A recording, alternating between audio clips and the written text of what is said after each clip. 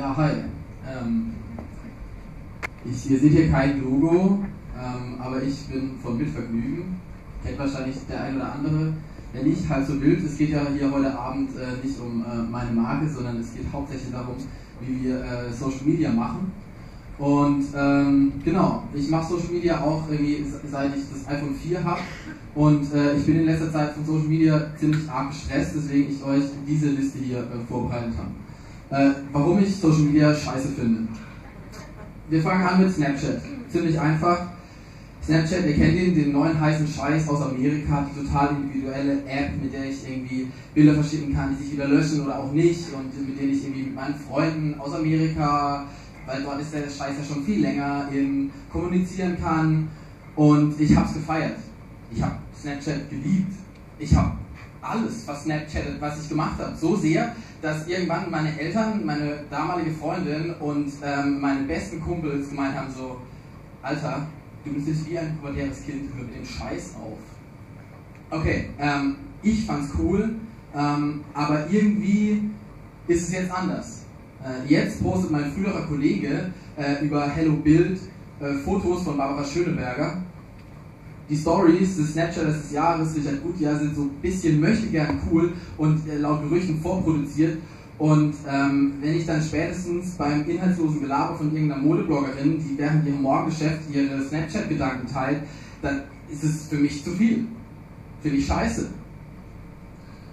Punkt 2. Twitter. Ihr seht, ich bin wahnsinnig erfolgreich auf Twitter. Ganze 160 Follower hatte ich zu dem Zeitpunkt, als ich es gepostet habe, danach hatte ich 159. Viele von euch sind wahrscheinlich auf Twitter, wahrscheinlich alle. Glückwunsch an euch. Ihr gehört also einer Berufssparte an, die entweder Journalismus, PR oder IT-mäßig unterwegs ist, oder vielleicht auch alle drei auf einmal.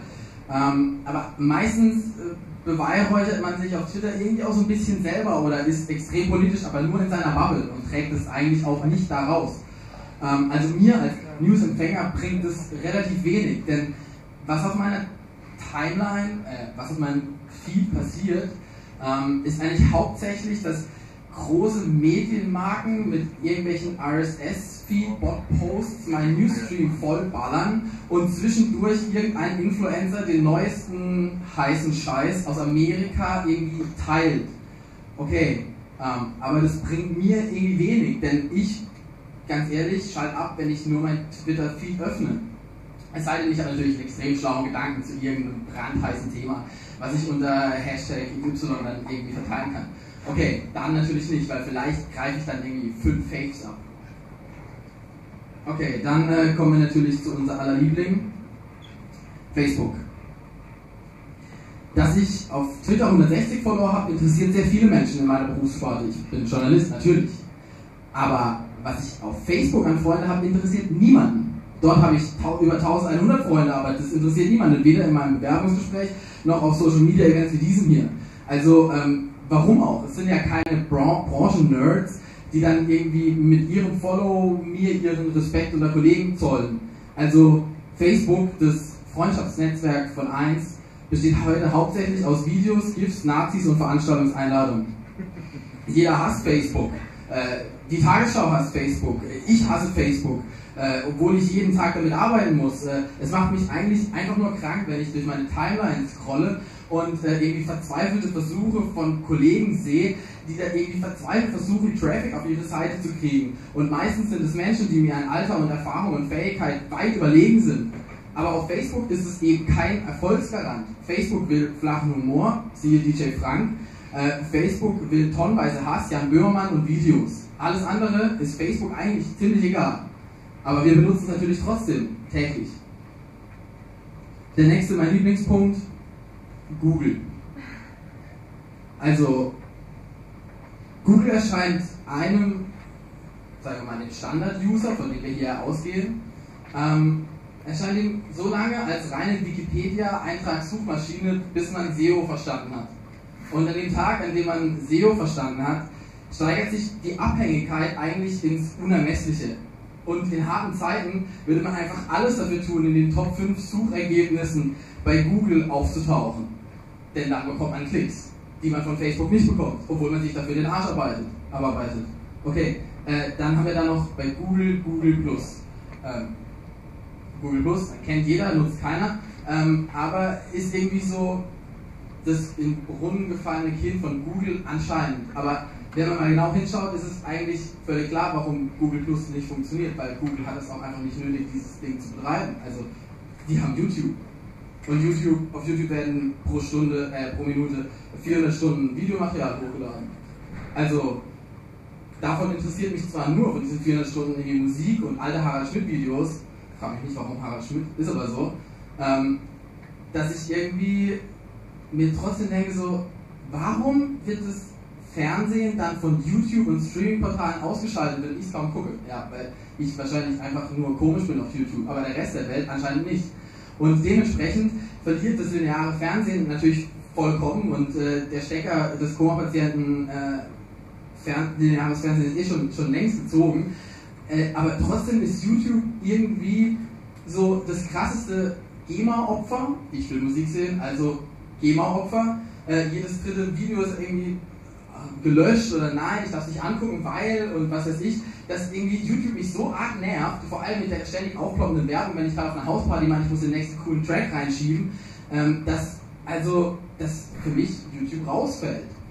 Also bleibt mir nur noch der alte Harald Schmidt und ja, dazu brauche ich nichts sagen. Dann haben wir hier Periscope. Periscope ist sehr interessant. Das war ja einst mal das coole Meerkat und dann das Lieblingshobby von Kai, ich trinke Weißwein am See, Diekmann. Und heute benutzt es außer Paul Ronsheimer, glaube ich, keiner mehr. Außer den Leuten von Heute Plus, die sehr treu jeden Abend ihren Livestream reinstellen. Aber da ich einfach keine krasse mediale Power habe und es sich für mich deswegen nicht lohnen würde, mit per Periscope-Stream aus Schützengraben XY euch zu berichten, was hier abgeht und eure Fragen zu beantworten, ist Periscope für mich also auch tot. Bleibt mir noch mein Lieblingsportal, Instagram. Oh, Polaroid-Optik, du einzig wahre Liebe des Hobbyfotografen. Du hast mir Instagram gegeben, auf dem ich 3 Jahre lang von meinem Alltag Fotos aus dem Urlaub und Fotos von meinen Besäufnissen, meinen Kumpels posten konnte, ohne dass sich irgendwer auch nur ein bisschen dafür interessiert hätte. Jetzt postet auf Instagram meine frühere bekannte Fotos mit 2000 € teuren Handtaschen, die ihr nicht gehören. Das Lokalblatt aus meiner Heimat versucht die Live-Übertragung die Live-Übertragung vom Karnevalumzug des örtlichen was weiß ich was Vereins ins 21. Jahrhundert zu manövrieren und die Springer Boys and Girls von BU benutzen den frisch verurteilten, ihr seht ihn hier, Hans Entertainment, um eine Social Media Challenge künstlich ins Leben zu rufen. Adieu, Instalove, es war sehr geil mit dir. Mittlerweile bist du mir leider zu stressig. Okay, das war Punkt 6 und wir sind dann auch schon fertig, denn wie jede Liste muss sie euch natürlich irgendwo enttäuschen. Was ich jetzt gerade gemacht habe, warum ich hier irgendwie diesen Bruch zwischen hey, ich habe Insights von meiner Seite und so sind wir auf Facebook und das habt ihr alle schon gehört. Ich bin bei Mitvergnügen, wir sind praktisch Kollegen, obwohl wir unterschiedliche Dinge machen, aber beide funktionieren gut. Wir sind keine Konkurrenten, wir leben im 21. Jahrhundert, wir können uns gegenseitig das Wasser abgraben, aber das tun wir nicht. Was wir machen ist, wir versuchen alle so ein bisschen unseren Weg da zu finden und es gibt eben keinen todsicheren Plan. Keiner von uns kann hier heute Abend dastehen und sagen, okay, wenn ihr Schema F macht, dann funktioniert eure Seite brutal und dann geht alles durch die Decke und so. Nein, so funktioniert Social Media nicht. Es gibt wenige Herangehensweisen. Wenn man Liebe folgt, dann ist die Chance relativ groß, dass es funktioniert. Aber das kann auch mal 3 Wochen nicht funktionieren. Also was ich euch bzw. auch mir selbst immer wieder rate, ist so, benutzt eure offiziellen Kanäle, egal welcher es ist, als wäre es euer eigener. Und dann packt noch so einen kleinen Happen Professionalität mit rein und dann ist es plötzlich interessant, obwohl es etwas ist, was ihr verkaufen wollt. Also außer ihr führt jetzt gerade eine überbezahlte PR-Kampagne auf Social Media, dann natürlich rein mit den Sponsored Posts, ja, dann läuft die Sache. Natürlich, weil Facebook liebt Geld, wir alle lieben Geld, mehr oder weniger, und Facebook besonders arg. Und deshalb ist es einfach nur wichtig, denjenigen, den ihr auf die Seite kriegen wollt, zu sagen, hey, ich mache mir einen Gedanken dabei, aber ich mache mir auch nicht zu viele. weil du bist auf Social Media und du willst eigentlich unterhalten werden. Und auch wenn es um News geht, auch wenn es um irgendwelche wichtigen Dinge geht, wie wir hier Beispiele hatten vorher, will ich irgendwie unterhalten werden. Und deswegen fällt natürlich irgendwie sowas wie Clickbaiting oder irgendwelche abgedroschenen Social-Floskeln, wie ich sie ganz am Anfang benutzt habe, der neue heiße Scheiß, natürlich raus. Und im Falle von Journalisten oder Menschen, die im öffentlichen Netz unterwegs sind, kommt natürlich immer die Frage, was machen wir mit Trollen und was machen wir mit Hass-Junkies? Ich glaube, in den letzten Wochen und Monaten habe ich, also Facebook ist fast voller mit, was machen wir mit Hass als mit dem Hass an sich. Da kann ich nur sagen, ihre Probleme ernst nehmen, also die Probleme der hassenden Menschen und der Trolle, und dann blocken und löschen raus.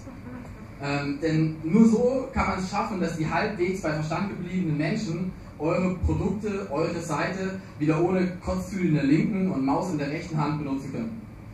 Dankeschön.